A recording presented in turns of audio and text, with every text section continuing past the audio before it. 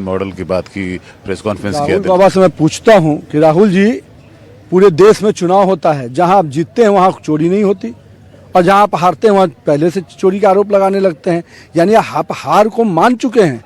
तो चुनाव के पहले ही राहुल और कांग्रेस और इंडी गठबंधन हार मान चुकी है। जहां ईवीएम वही खराब उनको नजर आता है जहां वो हारने लगते हैं। चलिए, आप खुद उम्मीदवार हैं, इसलिए हमारी शुभकामना आपके साथ है। आप तो ये थे नितिन।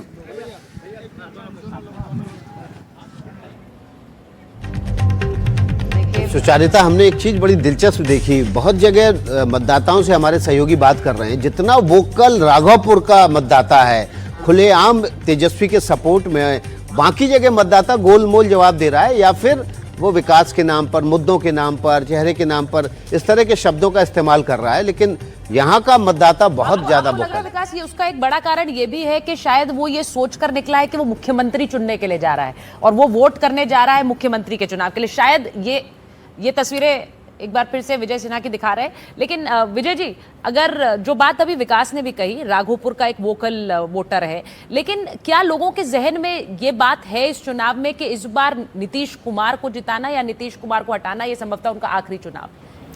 बिल्कुल ठीक बात है। नीतीश कुमार इस चुनाव की धुरी हैं और जैसे विकास एनडीटीवी में लोकप्रिय है, ऐसे बिहार में भी बहुत लोकप्रिय है।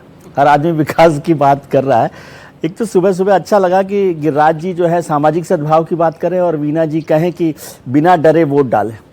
लेकिन बेहतर तस्वीर ये आ रही है सुचरिता जी कि लोग सुबह 7 बजे ही वोट डालने के लिए वहाँ चले गए। राघोपुर में इम्पॉर्टेंट है क्योंकि वो हमेशा से ही लंबे समय से आरजेडी की सीट रही है, लालू जी की सीट रही है, राबड़ी जी की सीट रही है और तेजस्वी की सीट रही है। तो वो एक समझते हैं कि यहाँ पर यदि तेजस्वी जीतेंगे तो मुख्यमंत्री पद के उम्मीदवार के तौर पर उनको जिता सकते हैं। बाकी जगह पर अब नीतीश जी के लिए तो वोटर तो फिर भी कन्फर्म है कि वो नीतीश जी के लिए वोट दे रहा है। भारतीय जनता पार्टी को अभी तक तय नहीं कर पाई है कि नीतीश जी के लिए ही उनको वोट मांगना है कि कुछ और करना है। एनडीए की सरकार बनेगी, नीतीश कुमार की सरकार बनेगी। हालांकि अब जितना पूरा माहौल बना है उसमें भारतीय जनता पार्टी को भी समझ में आ गया है कि ये नैया नीतीश जी के भरोसे ही पार होनी है।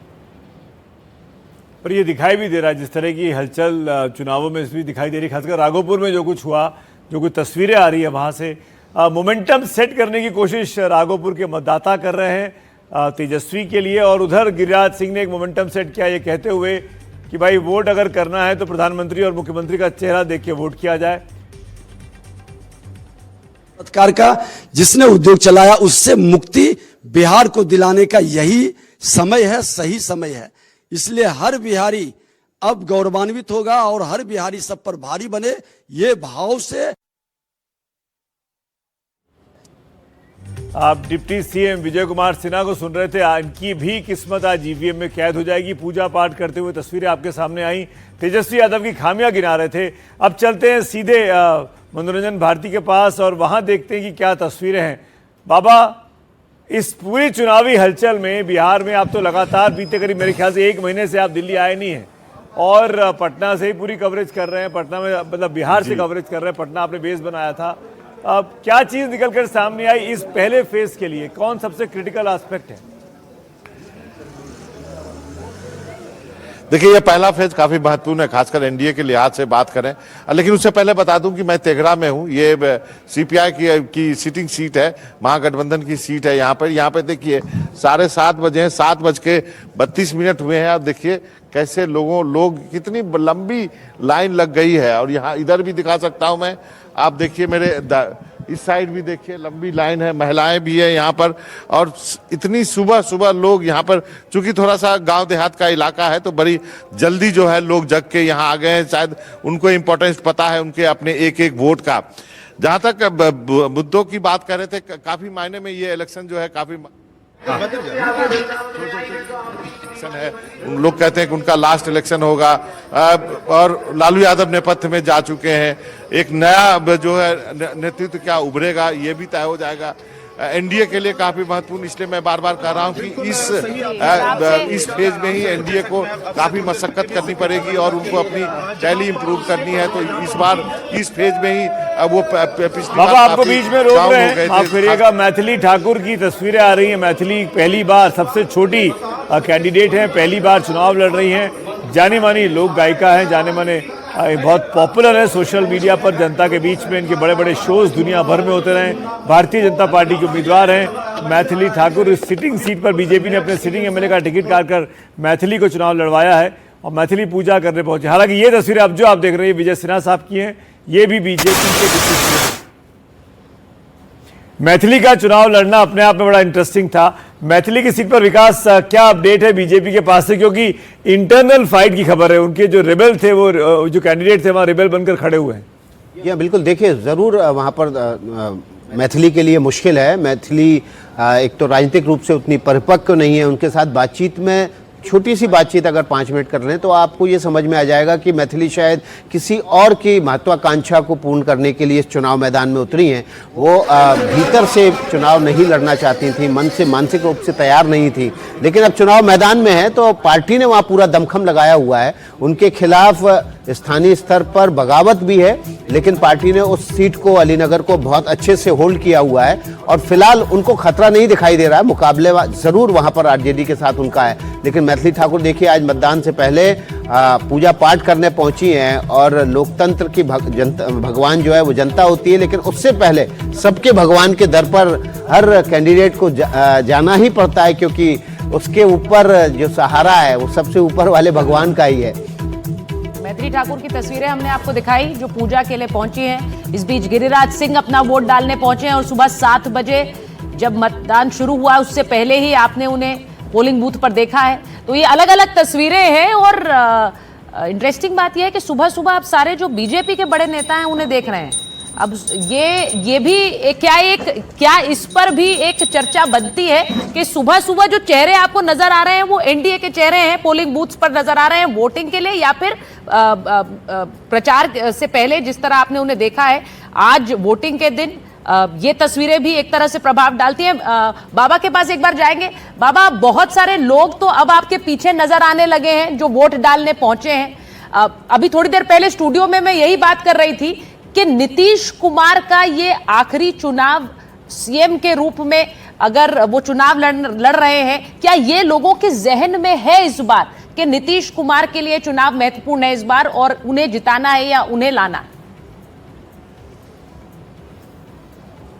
देखिए, सबसे महत्वपूर्ण फैक्टर जो है ना, अभी तक ऐसा लग रहा था कि चुनाव में प्रशांत किशोर एक्स फैक्टर होंगे, लेकिन अब मेरा मानना है कि इस बिहार चुनाव का 2025 का सबसे बड़ा एक्स फैक्टर कोई है तो वो नीतीश कुमार हैं। और उन्हीं के काम पर, उनके हेल्थ इशू पर चर्चाएं उसके इर्द गिर्द ही हैं।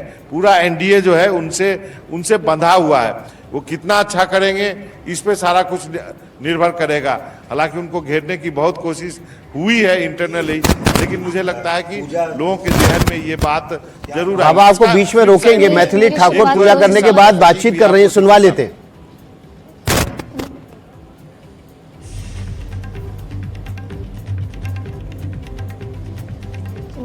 कैसा रहेगा? बहुत अच्छा रहेगा। पूजा पाठ कैसा रहा? बहुत अच्छा। क्या उम्मीद करते हैं? मैं उम्मीद करती हूँ कि जो होगा सबके हित में होगा। मैथिली ठाकुर उम्मीद जता रही है कि जो होगा सबके हित में होगा। पूजा पाठ करने के बाद मंदिर से निकली और संभवतः आप मतदान करने के लिए पहुंचेंगी। तस्वीरें मैथिली ठाकुर की जिस वक्त वो मंदिर में प्रवेश कर रही थी पूजा पाठ के लिए। अलीनगर सीट से उम्मीदवार बनाया है बीजेपी ने उनको। सबसे कम उम्र की उम्मीदवार भी हैं, सबसे छोटी उम्र की उम्मीदवार हैं। और एक बार फिर से बाबा के पास चले जाते हैं। बाबा, आप जो बात कह रहे थे कि इस चुनाव का एक्स फैक्टर नीतीश कुमार है, चर्चाएं सबकी हो रही हैं, लेकिन वो एक्स फैक्टर क्या नीतीश कुमार है इस बार? जी हाँ, जरूर नीतीश कुमार एक्स फैक्टर है। जैसा मैंने कहा कि चुनाव जो है वो उसके सेंटर में है, वो उनके केंद्र में है और सारा इर्द गिर्द जो चर्चाएं उन्हीं पे हो रही है। और उनके होने ना होने, उनके विकास के कार्यों की चर्चा जरूर है तो उनके फैटिग फैक्टर की भी चर्चा जरूर है, उनके हेल्थ की भी चर्चा जरूर है। वो उनके ये भी कहा जाता है कि वो एक तरह से पपेट हो गए, तो सारी चर्चाएं उन्हीं के इर्द गिर्द है। तो ये बात आपको मानना पड़ेगा कि वो मेक एंड ब्रेक है, चाहे एनडीए के लिए हो या यदि महागठबंधन जो कोशिश कर रहा है उसके लिए हो। एक चीज मैथिली ठाकुर के लिए भी बता दूं, मैं गया था, ये मंदिर जो है ना उसके घर के बगल में ही है। उसने एक मकान किराए, मतलब एक रिश्तेदार के यहाँ वो रह रही है अलीनगर में, उनकी उम्मीद बहुत छोटी सी 25 साल की लड़की है, सबको अच्छा लगता है कि वो चुनाव लड़ रही है, लेकिन जैसा कि विकास बता रहे हैं और विकास को अंदर की बात भी पता है, रेबल वहाँ पे बहुत है। जो एक कैंडिडेट हैं वहाँ पे पप्पू सिंह, उनसे भी मैं मिलने के लिए गया था, वो उनको बुला करके पटना में जो है केंद्रीय गृह मंत्री, उनसे उनको बुला करके उन्होंने मुलाकात की थी। जी, वहाँ मैथिली को साथ देते हैं, सारा चुनाव अलीनगर में उसी बात पर डिपेंड करेगा। मनोरंजन जी, आपके सिग्नल में भी दिक्कत है, वहां पे हम आप दोबारा भी बात करेंगे, लेकिन एक बार मुंगेर की तरफ चलते हैं। मुंगेर में जो कि लोकसभा के सांसद वहां से राजीव रंजन लल्लन सिंह हैं, जो कि प्रचार कर रहे थे अनंत सिंह के लिए। मुंगेर में काफी ज्यादा भीड़ दिखाई दे रही है। शिवम मुझे दिखाई दे रहे हैं। शिवम, काफी हलचल है वहां पे सुबह सुबह। जी सुमित, मैं आपको बता दूं कि मैं मुंगेर जिले के तारापुर विधानसभा क्षेत्र में हूं और इस सीट से बिहार के उप मुख्यमंत्री सम्राट चौधरी जो हैं वो एनडीए के उम्मीदवार हैं। और अगर हम महागठबंधन की बात करें तो महागठबंधन की तरफ से राजद से अरुण शाह को उम्मीदवार बनाया गया है। और मैं जिस बूथ पर मौजूद हूं, इसी बूथ पर कुछ देर के बाद सम्राट चौधरी भी जो है वो मतदान करने पहुंचेंगे। और आप तस्वीर देखिए कि काफी संख्या में जो लोग हैं वो कतार में खड़े हैं और काफी जो महिलाएं हैं वो भी यहाँ पर कतार में खड़ी हैं। कुछ महिलाओं से हम बात करने की कोशिश भी करेंगे। किन मुद्दों पर आज वोट करने आई हैं? अपनी सरकार बनाने के लिए। अपनी सरकार बनाने के लिए। मुद्दा क्या रहेगा? मुद्दा ये है कि हमारा विकास होना चाहिए, गांव का, हर जगह का विकास होना चाहिए बिहार का अच्छे से। तो विकास के मुद्दे पर वोट डालने आई हैं, युवा वोटर है, आप पहली बार वोट देने आई हैं? हाँ, फर्स्ट टाइम वोटर है। क्या मुद्दा है? मुद्दा अपना विकास चाहिए। विकास चाहिए। तो फर्स्ट टाइम वोटर्स हैं, काफ़ी महिलाएं भी यहाँ पर मौजूद हैं। और अगर आपको हम दूसरे तरफ की तस्वीर दिखाएं तो आप देख सकते हैं कि यहाँ पर काफ़ी युवा भी मौजूद हैं जो फर्स्ट टाइम वोटर्स भी हैं। आप फर्स्ट टाइम वोटर? हाँ, फर्स्ट टाइम है। किन मुद्दों पर वोट देने आए हैं? यही कि यहाँ भी बिहार में जो बहुत अच्छा काम हो रहा है और इसी मुद्दे पे वोट दे रहे हैं। क्या मुद्दा रहेगा? मुद्दा यही रहेगा कि बिहार को तारापुर विधानसभा और बिहार को विकसित बनाने का कार्य जो सम्राट चौधरी जो समर्पित किए हैं उसका हम लोग भी साथ दे रहे हैं। बहुत अच्छे। तो युवाओं का कहना है सुमित की जो विकास करेगा हम उनके साथ जाएंगे। और सुबह से ही जो कतार है वो काफ़ी ज़्यादा दिख रही है। महिलाएं भी जो हैं वो बढ़ चढ़ कर अपने घरों से निकल रही हैं और अपने मताधिकार का जो प्रयोग है वो कर रही हैं। कुछ देर के बाद यहाँ पर सम्राट चौधरी भी पहुंचेंगे और सम्राट चौधरी जब पहुंचेंगे तो वो तस्वीर भी दिखाएंगे अपने दर्शकों को, क्योंकि सम्राट चौधरी इस चुनाव में अलग अलग हमने उनके रंग देखे हैं। इस चुनाव में प्रचार भी कर रहे थे और जिस तरह के उनके बयान भी आए, कुछ कंट्रोवर्सीज भी रही, उन सब पर बात करेंगे। सम्राट चौधरी की तस्वीरें कुछ देर बाद दिखाएंगे, लेकिन पहले रमन के पास चलते हैं। पटना से जुड़ रहे हैं हमारे साथ। रमन, जरा बताइए, सुबह से चर्चा तो बहुत हो रही है नीतीश कुमार की, तेजस्वी की, लेकिन क्योंकि आप पटना में हैं, प्रशांत किशोर फैक्टर अभी तक हमने इस चर्चा में उसको ओपन ही नहीं किया है। तो जरा बताइए कि क्या लग रहा है वहां पर वोटर्स के बीच आप है, खासकर ये कहा जा रहा है कि जो अर्बन वोटर है वो पीके की तरफ जा सकता है। जरा बताइए इस बार अभी सुबह सुबह क्या मूड वहां पर आपको दिख रहा है? जी बिल्कुल, देखिए सुबह का वक्त है, 8 बजने वाले हैं और मेरे पीछे आप देखेंगे Jesus Mary convent polling booth centre है। यहाँ पर बीजेपी से जो उम्मीदवार है दानापुर से राम कृपाल यादव, वो अब से कुछ देर में पहुंचेंगे और इसी बूथ पर वोट डालेंगे। और दूसरी बात जो आपने मेरे से पूछी प्रशांत किशोर का जो फैक्टर है, तो पटना की कुम्हरार विधानसभा की जो सीट है वहां से उनके कैंडिडेट है केसी सिन्हा, वो एक एक्स फैक्टर हो सकते हैं। पटना में जितनी भी विधानसभा है, लगभग 14 सीट है विधानसभा की जहां पर पटना में आज पोल होने हैं, लेकिन उसमें से मात्र एक सीट जो है कुम्हरार की सीट, जहां पर केसी सिन्हा जो कि कास्ट कम्युनिटी से आते हैं, उसको प्रशांत किशोर ने उन्हें उम्मीदवार बनाया है। तो वही एक कैंडिडेट पूरे 14 विधानसभा सीट जो पटना में है वहां पर एक्स फैक्टर रखते हैं। बाकी सीटों की बात करेंगे तो 13 की 13 सीटों पर प्रशांत किशोर का फैक्टर कहीं नहीं है, सिर्फ कुम्हरार में प्रशांत किशोर का फैक्टर है। और बात करें पूरे ओवरऑल बिहार की, तो जिस तरीके से प्रशांत किशोर का कैंपेन समय से पहले पीक पर गया, तो अब प्रशांत किशोर के लिए ज्यादा कोई विकल्प बिहार में ज्यादा सीटों पर उम्मीद उनके लिए नहीं है, क्योंकि ये सीधा फाइट जो है वो एनडीए बनाम इंडिया अलायंस है, और दूसरी तरफ बीजेपी और जेडीयू का गठबंधन है, और दूसरी तरफ इंडिया अलायंस में कांग्रेस और आरजेडी का गठबंधन है। तो सीधी फाइट है दोनों के बीच में। प्रशांत किशोर एक बहुत बड़ा फैक्टर लग रहे थे, लेकिन ग्राउंड पे अगर हम जाएंगे, पटना में अगर हम घूम रहे हैं, तो सिर्फ कुम्हरार की सीट पर प्रशांत किशोर का एक्स फैक्टर हमें नजर आ रहा है। बाकी कोई पटना की ऐसी सीट आप नहीं उठा के कह सकते हैं कि जहां पर प्रशांत किशोर एक बड़ा फैक्टर इस बार के चुनाव में है। ठीक है रमन, आप हमारे साथ बने रहिए। देखिए तस्वीरें जो सामने आ रही हैं अभी तक, हमारे साथ गेस्ट भी तमाम जुड़े हुए हैं, विजय त्रिवेदी जी जुड़े हुए हैं, सतीश के सिंह जुड़े हुए हैं। जो तस्वीरें आ रही हैं उसमें ज़्यादातर एनडीए के उम्मीदवार ही सामने आ रहे हैं, वो सुबह वोट डालने जा रहे हैं। जो ये क्या बता रहा है, क्या सरकार है इसलिए हमारे मतदाताओं को पहले निकालने के लिए नेताओं को खुद आने पड़ रहा है? कहीं ऐसा नहीं हो कि कंफर्ट जोन में चले जाए, वोट ना हो? विजय जी।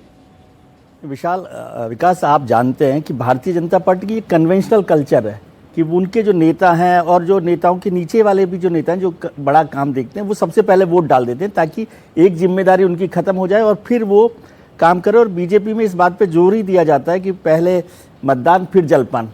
तो लगातार, और जब नेता वहां पर आ जाता है तो उसके साथ कार्यकर्ता और उसके वोटर के लिए भी वहां पर होता है। और दूसरा होता है कि नेता विजय सिन्हा की तस्वीरें हैं वोट डालने के बाद, deputy CM Vijay Sinha ji vote डालने के बाद अपनी उंगली दिखाते हुए, जो इंक्ड उंगली जो है, जी सॉरी बीच में नहीं सुमित, बिल्कुल ठीक है, क्योंकि इसके बाद अब वो अपने पूरे क्षेत्र में जाकर ध्यान दे सकते हैं कि भाई वोट डाल दिया जाए। इसलिए ये बीजेपी कल्चर में ही है, सारी जगह आप जाएंगे तो वहां पर बीजेपी के नेता सबसे पहले वोट डालने का काम करते हैं। एक और अच्छी चीज है विजय, जिसमें न सिर्फ वोट डालते हैं बल्कि प्रचार भी करते हैं कि हम इतने बजे वोट डालने जा रहे हैं, ताकि सब कार्यकर्ता भागीदारी किया। और यही लोकतंत्र का महापर्व, गरीबों के घर से हमारे जैसे बूथ पर बैठने वाला कार्यकर्ता आज अपना वोट के माध्यम से देश का हम प्रधानमंत्री और बिहार का मुख्यमंत्री बनाते हैं। तो क्या जिस तरह से यहाँ पे वोटिंग शुरू हो चुका है, क्या रिस्पांस मिल रहा है पूरे बिहार में, आपके कॉन्स्टिट्यूंसी में? पूरी तरह से हर बिहारी सब पर भारी गौरवान्वित होने का। अब बिहारी गाली नहीं बनेगा, बिहारी गौरवान्वित होगा। और बिहारी को गाली बनाने वाला, अराजकता, जंगल राज से गुंडा राज ले जाने वाले से मुक्ति आज बिहार पाएगा। क्या लग रहा है हर जगह अच्छे से निश्चित तौर पर पूरी शांति। देखिए कितना शांति सुलभता के साथ इस लोकतंत्र के महापर्व में हमने पहले भी आग्रह किया। हमारा नेता, देश के प्रधानमंत्री, गृह मंत्री, राष्ट्रीय अध्यक्ष, बिहार के मुख्यमंत्री, सबने कहा कि जैसे हम लोक आस्था के महापर्व मनाए हैं वैसे ही लोकतंत्र के महापर्व में सबकी भागीदारी सामाजिक सौहार्द के साथ। सबको क्या कहना चाहेंगे, आपकी विधानसभा क्षेत्र और बिहार के जनता को क्या कहना चाहेंगे आज के वोटिंग के दिन? मैं तो कहूंगा कि जिस शुद्धता पवित्रता से आपने लोक आस्था के महापर्व को मनाया, उसी पवित्रता, शुद्धता, सामाजिक सौहार्द के साथ लोकतंत्र के महापर्व में भागीदारी सबको करनी चाहिए। क्योंकि ये बिहार के चुनाव में सरकार बनाने के लिए नहीं, ये बिहार बनाने के लिए है, बिहार का सम्मान बढ़ाने के लिए है और हर लोकतंत्र की जननी को गौरवान्वित करने का है। इसलिए हर बिहारी सबकी भागीदारी हो इसमें। महागठबंधन राहुल गांधी जी ने लगातार जिस तरह से प्रचार किया है, पहला चरण का चुनाव लगभग प्रचार हो गया, क्या कहना चाहेंगे? अपोजिशन लगातार पूजा क्या कहेंगे? नहीं, मेरी शुरुआत रोज भगवान के नाम के साथ होती है, उनके आशीर्वाद के साथ होती है। और मैं बस यही भगवान से मांगती हूँ कि अगर मेरे हाथों किसी की सेवा लिखी है, किसी का भला लिखा है, तो मुझे ये अपॉर्चुनिटी मिले। कैसा रहेगा, कैसा रहेगा? बहुत अच्छा रहेगा। पूजा पाठ कैसा रहा? बहुत अच्छा। क्या उम्मीद करते हैं? मैं उम्मीद करती हूँ कि जो होगा सबके हित में होगा। ठीक है,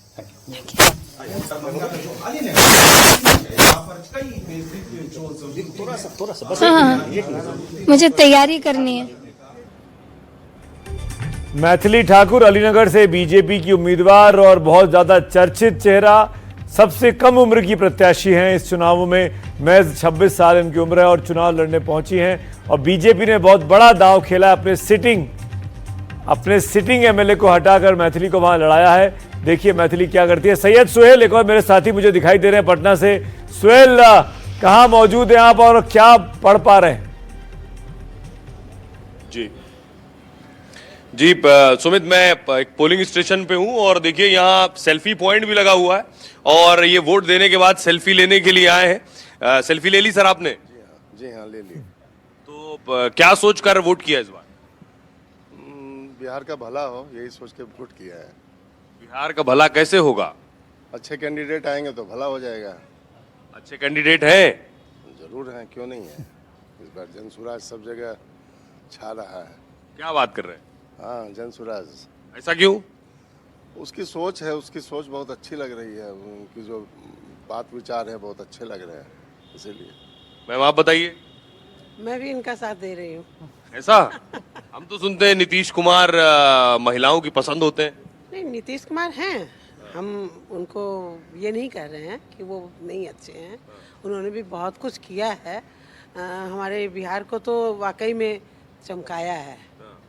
नहीं तो हमारे बिहार की जो पोजीशन थी, उन्होंने इतने ब्रिज बनवाए, इतना मतलब उन्होंने बहुत कुछ किया है। लेकिन इसीलिए महिलाएं पसंद करती हैं नीतीश कुमार को। हाँ, बहुत कुछ महिलाओं के लिए भी किया है, जैसे कि शराबबंदी करवा दी, जिसके लिए बहुत सी महिलाएं। लेकिन ये जन स्वराज तो कह रही है कि शराब हम शुरू करवा देंगे। तो अभी भी तो शराब चल ही रहा है, कहाँ नहीं। जैसे उनके तो मुद्दों में है। नहीं, जैसे कि उनकी सोच वैसी ही है, लेकिन हम इस चीज को मतलब सही नहीं कह रहे हैं कि जन स्वराज ने ये बात कही तो सही है। उसमें जो सोहेल बातचीत कर रहे हैं सुचारिता, उससे लग रहा है कि जन स्वराज का जो रमन बात कर रहे थे कि शहरों में कहीं कहीं, पटना में कहीं कहीं उनका असर है, तो खाता खुलता यहाँ से दिख रहा है, कुछ वोट तो मिलेगा जन स्वराज को। बहुत से लोगों ने ये चुनाव भर चर्चा रही है, अब वो चर्चा कितनी वोटों में तब्दील होगी ये देखना है, क्योंकि अब ये तो खुद पीके कहते रहे हैं अपने बारे में कि या तो 10 सीटें आएंगी, 140 आएंगी। अब वो जो इतना बीच का जो गैप है वो कैसे वो पाट रहे हैं ये पता नहीं है। लेकिन उसकी वजह वही था कि उनके पास जमीन पे कार्यकर्ता नहीं है। उन्होंने एक भानुमति का कुनबा जोड़ा है, यहाँ से वहां से लोगों के टैलेंट को लाकर चुनाव में लड़ाया, लेकिन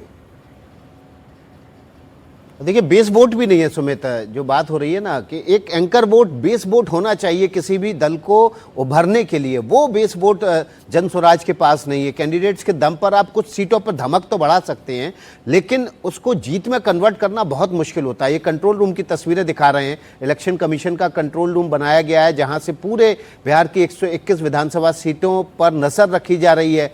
यहाँ पर जो तमाम जगह सीसीटीवी कैमरे लगाए गए हैं, उनकी भी मॉनिटरिंग हो रही है, और पूरे राज्य के अलग अलग इलाकों से जो भी जानकारी आ रही है, चाहे ईवीएम की खराबी से जुड़ी हो, चाहे कानून व्यवस्था से जुड़ी हुई हो, उससे जुड़े हुए दिशा निर्देश इसी कंट्रोल रूम से रिलीज। चुनाव में इलेक्शन कमीशन भी टारगेट पे रहा है, इलेक्शन कमीशन निशाने पर रहा है विपक्ष के, तो एक तरह से वो पारदर्शिता वाली भी तस्वीर है, और वो पारदर्शिता की एक तस्वीर भी दिखाने की कोशिश लगातार इलेक्शन कमीशन भी करता रहा है कि इस चुनाव को कैसे आगे बढ़ाया जा रहा है, वो कमान हमारे हाथों में है और वो बहुत पारदर्शी तरीके से है, ये बताने की भी कोशिश है। जैनेंद्र के पास एक बार चलते हैं, बहुत भीड़ वहां लगातार बढ़ रही है, हम बार बार बता रहे हैं। तेजस्वी यादव राघोपुर से चुनाव लड़ रहे हैं और तेजस्वी यादव लगातार आरजेडी उनको एक युवा मुख्यमंत्री के रूप में प्रोजेक्ट कर रही है, एक युवा चेहरा जो कि वहां बिहार के युवाओं का प्रतिनिधित्व करते हैं। तो जैनेंद्र जरा ये पूछिए लोगों से कि क्या युवाओं का प्रतिनिधित्व कर रहे हैं तेजस्वी, क्या लोग वहां पर उन्हें एक जिस तरह से नीतीश कुमार एक अनुभवी चेहरा है, लेकिन अब तेजस्वी का समय आ गया है, क्या ये सोच वहां पर है?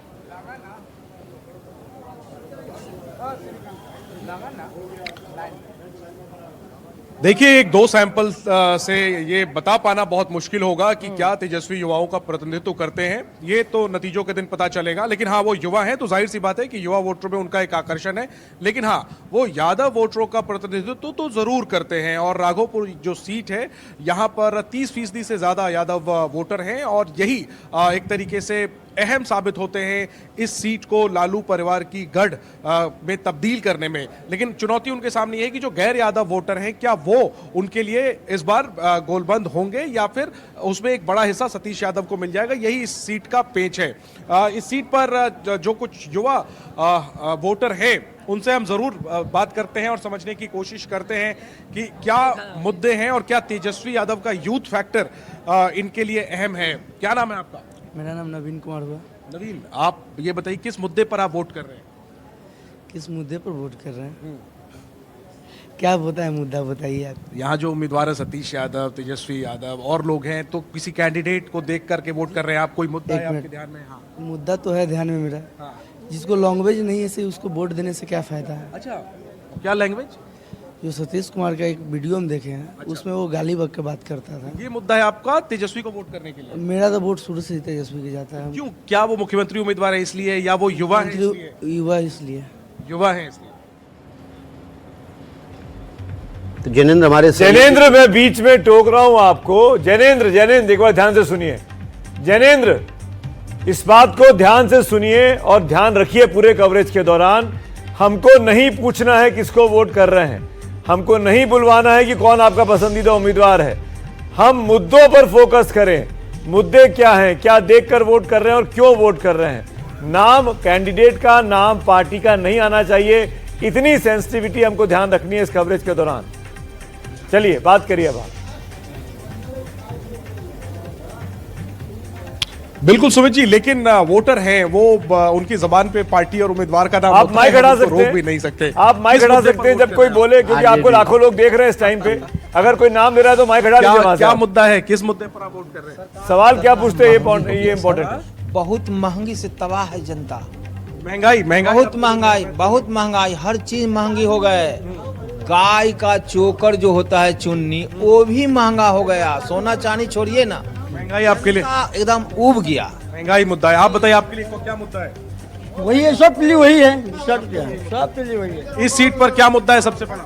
वही है हम लोग के राजद, हम लोग को यही मुद्दा है। सुमित जी मुझे डांटेंगे कि मैं राजद डांटूंगा नहीं। जैनेंद्र, आपको वहां से हटने की जरूरत है। जैनेंद्र, अब आपको किसी और लाइन में, किसी और बूथ के सामने जाने की जरूरत है। जगह बदलिए, शायद कुछ और विचार मिले। ठीक है जैनेंद्र, हम आपके पास आते हैं। तब तक हम चर्चा कर लेते हैं। हमारे साथ मेहमान भी जुड़े हुए हैं। सुचारिता, देखिए यहाँ जो बात हो रही है ना, पहली बार महंगाई का मुद्दा पूरे विधानसभा चुनाव के दौरान पहली बार किसी व्यक्ति ने लिया है। वो महंगाई भी सरकार पे जाके चिपकती है भाई। एसके सिंह जी, सतीश के सिंह जी, क्या महंगाई इस बार, महंगाई जैसा मुद्दा बिल्कुल गायब था? रोजगार हावी था, महिला वोटर हावी थे। देखिए, जीवन यापन जो है ना, क्राइसिस ऑफ अपने बच्चों के बेहतर भविष्य के लिए जिम्मेदारी है, तो हर आदमी को ये अधिकार से वंचित नहीं होना चाहिए, बल्कि आपको वोट देना चाहिए और करना चाहिए, क्योंकि इसी से तय होता है कि आपके बच्चों का भविष्य कहाँ जा रहा है। ठीक है, आप वोट डालने के लिए जा रहे हैं। आप मोकामा चुनाव लड़ रहे हैं, आपका निकामा में वोट था, छपरा में चुनाव लड़ रहे हैं, लेकिन निकामा का वोट है। एकमा नहीं, मेरा घर छपरा जिला में पड़ता है, बट हमारा विधानसभा एकमा पड़ता है, इसलिए मैं वहाँ भी कर सकता था, बट मैं सोचा कि नहीं, अपना जो घर है वही करूँगा। जलपान से पहले अभी तक तो कुछ खाए सच में नहीं हूँ, मैं बस उठ के चल दिया। तो 16 की पहले मैं ही, जब एक देश का नागरिक होकर जब मैं ही बेहतर पहले नहीं करूँगा, तो फिर दुनिया का कुछ कैसे, चाहे दुनिया को कैसे प्रेरित करूंगा कि आप लोग वोट दें। आप अलग अलग बूथ पे भी जाएंगे मुआयना करने की, वोटिंग कैसी चल रही है, क्या चल रहा है? बिल्कुल सबसे मिलूंगा। लोगों से क्या अपील करेंगे? बस मैं यही कहूंगा कि आप प्लीज मतदान करिए, क्योंकि ये सिर्फ मतदान नहीं है और ये वोट नहीं, बल्कि अपने बच्चों का भविष्य तय करना है। और मुझे लगता है बेहतर भविष्य के लिए अगर आप जिसको देना चाहते हैं दीजिए, बट इसी से तय होगा कि आपके बच्चों का भविष्य कहाँ जा रहा है। ठीक है, एक सवाल और भी है, आपका राम मंदिर को छोड़िए ये सब मेरे बातों से। मुंबई में जिस तरह से आपके घर को लेकर जो चीजें आ रही हैं कि नोटिस मिला है, क्या आपको जानकारी? फिलहाल आप तो यहाँ हैं, बहुत दिन से। देखिए, सबसे बड़ी इस पे बात करना जरूरी, क्योंकि मैंने खून पसीने से उस घर को बनाया है। बाकी भगवान क्या चाहता है मुझसे नहीं पता। हर चीज मेरे साथ गलत ही हो रहा है। गलती मैं नहीं चाहता था राजनीति बनाने की हुआ।